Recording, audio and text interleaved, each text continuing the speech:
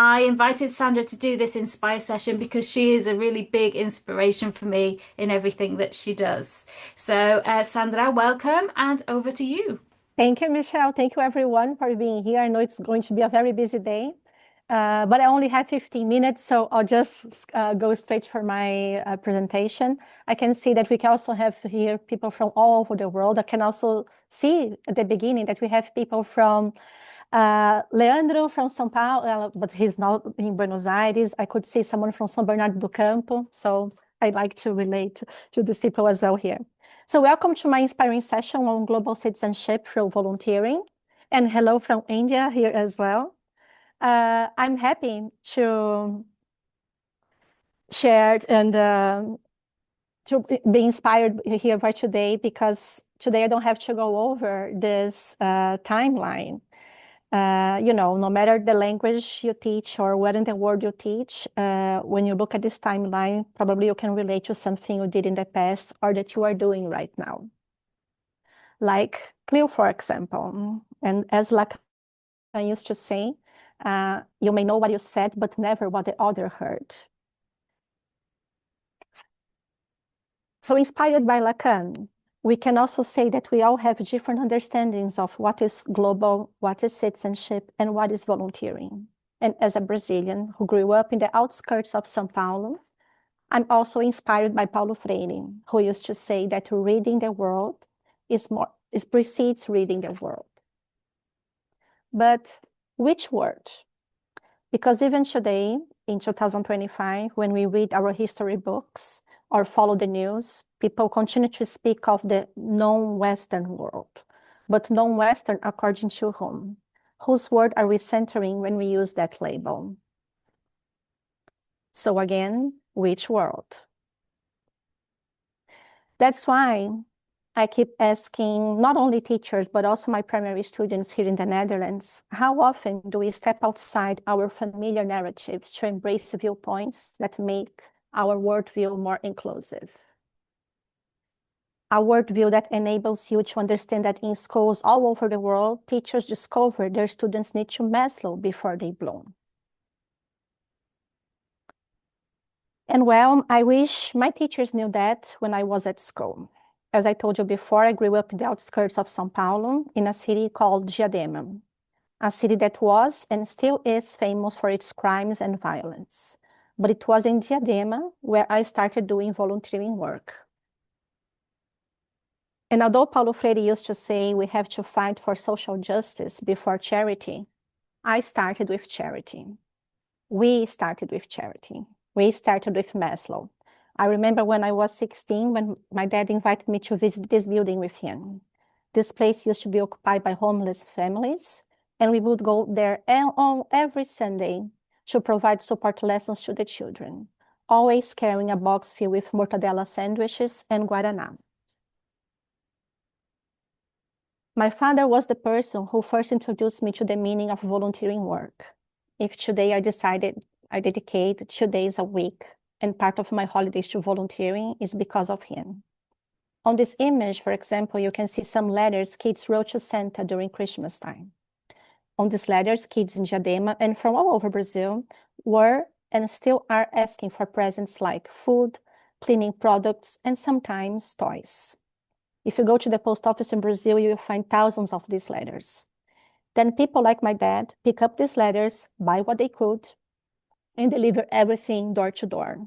For him, seeing each child's smiles was the most important part.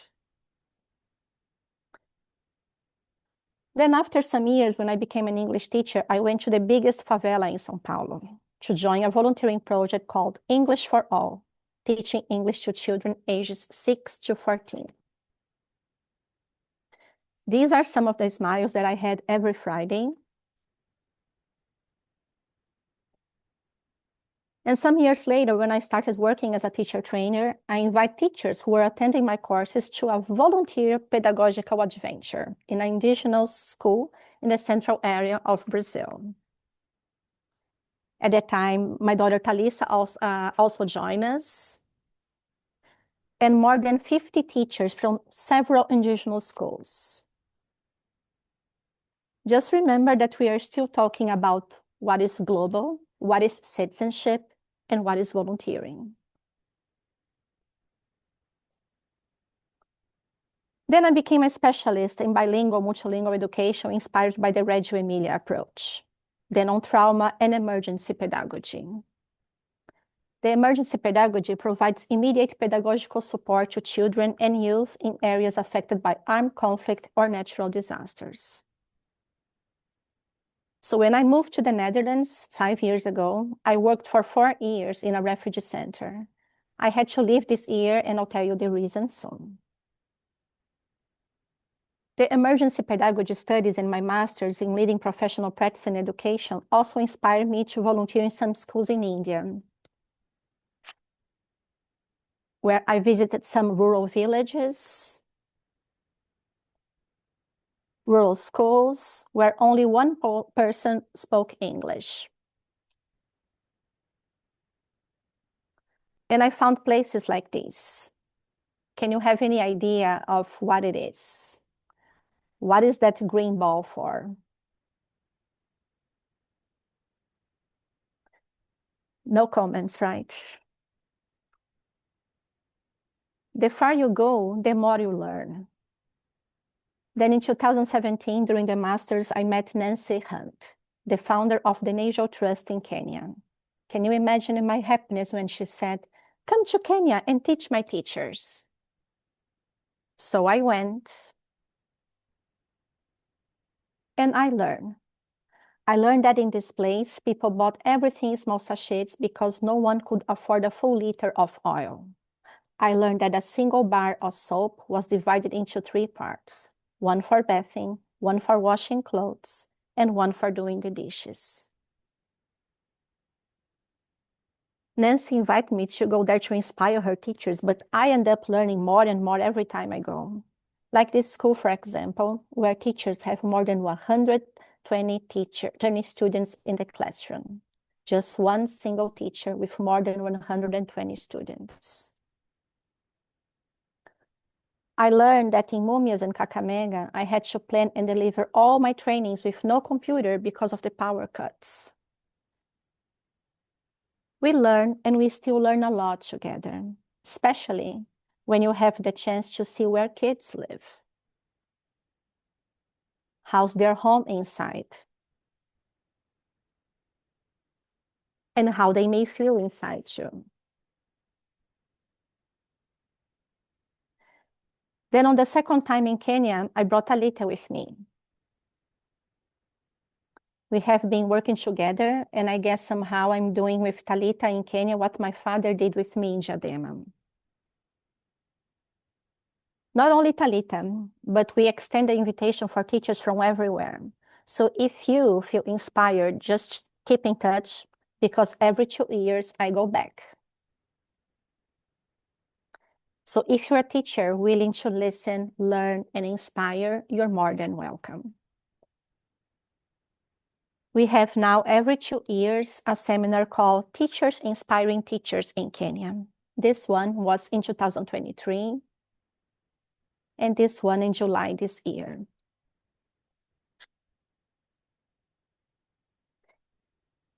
Here we were inspiring each other to make our own picture books. And this is our brand new reading corner. This is our creative wall. So just a reminder, if you feel in your heart you want to be there in 2027, just keep in touch. Because if you want to do something now, but just somehow you want to do something, I also provide teacher training online for the National Trust. So if you want to join the team, we need you. Our next training session online is going to be on January. I mentioned earlier that I worked for 4 years with Save the Children at a refugee center here in the Netherlands, but the lack of public policies and some political developments in the country made it difficult to stay motivated in refugee work. So I ended up shifting my efforts to those who needed support the most at the moment. In the past 2 years, I also took on the role of pedagogical coordinator, volunteer, of course, at the Giving Back projects. If you look at my social media later, you will see everything we have been doing. But basically, we support undocumented Brazilian children living in the Netherlands. In Amsterdam alone, it is estimated that around 30,000 people live without documentation, and about 15,000 of them are Brazilian. So in addition to work with Maslow's principles and providing food for these children, we also run a weekend school that offers Portuguese as a heritage language and academic support, helping them to do better in Dutch schools. I also work as a public school teacher. This is where I am right now in my classroom. And I know that some schools in the Netherlands can discriminate children according to their background. So every Saturday, around 30 volunteers make this project happen for 80 kids. Whenever a teacher goes to Brazil, they bring home, some books for our library. And now we have books where children can see not only their language, culture, and roots, but also their skin color. So you see how big a volunteering world can be. This is my worldview on global citizenship. Besides volunteering work, of course, that I have my paid jobs because as you, I also have bills to pay. I teach in this public school here in Amsterdam, kids from ages 6 to 12. I deliver workshops for new migrants and refugees, also teach in a university in Brazil, work as a pedagogical consultant for several schools in Brazil. But can you imagine what I'm bringing to the classroom? Can you imagine the kind of visual, photos, videos, stories that I share with my lessons? Just with these images that we have here. So just to sum up this inspiring session, don't forget that we teach people, not only English. That world before word, Maslow before Bloom, and connection before content.